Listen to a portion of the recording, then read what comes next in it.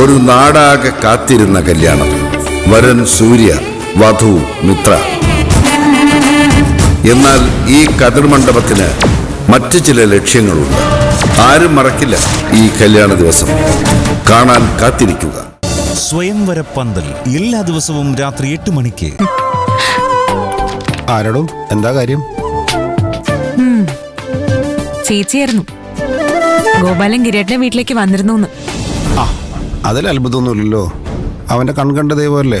അയാള് വെറുതെ വന്നതല്ല, കല്യാണം വിളിക്കാൻ വന്നതാ. ആരും കല്യാണം? സഞ്ജയുടെ. ഇതോടെ സ്വപ്നയുടെ സ്വപ്നങ്ങളെല്ലാം തകർന്നില്ലേ? പാവം. പാവോ? അവളോ? ആ പിശാചിന് ഇതൊന്നും കിട്ടിയാ പോരാ. അവള് നമ്മളെ രണ്ടുപേരെയും എന്തുമാത്രം ഉപദ്രവിച്ചിട്ടുണ്ട്.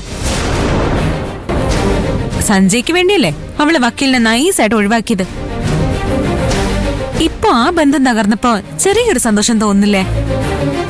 ആ, ചെറുതായിട്ട്. ആ, എനിക്കും അത് തന്നെ. എന്റെ അടുത്ത് പലതവണ വക്കീലിനെ കല്യാണം കഴിക്കുന്നത് ഞാൻ കാണിക്കുന്ന അബദ്ധമാണെന്ന് അവള് പറഞ്ഞിട്ടുണ്ട്. ഇപ്പൊ ആരാ അബദ്ധം കാണിച്ചെന്ന് അവക്ക് മനസ്സിലായി കാണും. അല്ല, നമ്മളിങ്ങനെ വേറെ ആളുടെ വിഷമം ആസ്വദിക്കുന്നത് ശരിയാണോ? എനിക്ക് സന്തോഷം തോന്നുമ്പോഴും വല്ലാത്ത കുറ്റബോധം തോന്നുന്നുണ്ട്. അതിന്റെ ആവശ്യമൊന്നുമില്ല.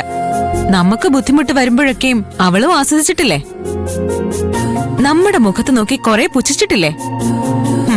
അപ്പൊ അവക്കൊരു പ്രശ്നം വരുമ്പോ ചെറിയൊരു മനസ്സുഖം കിട്ടുന്നതിലെ തെറ്റൊന്നുമില്ല. ആണല്ലേ? പിന്നല്ലാതെ. നമ്മള് സാധാരണ മനുഷ്യരല്ലേ.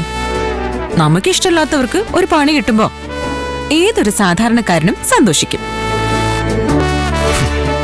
നമുക്കേ അവിടെ വരെ ഒന്ന് പോണം. അത്രയ്ക്ക് വേണോ? വേണം. എന്റെ ഒരു സന്തോഷത്തിനാ. ഞാനേ വേഗം റെഡിയായിട്ട് വരാം. ശരി. ആ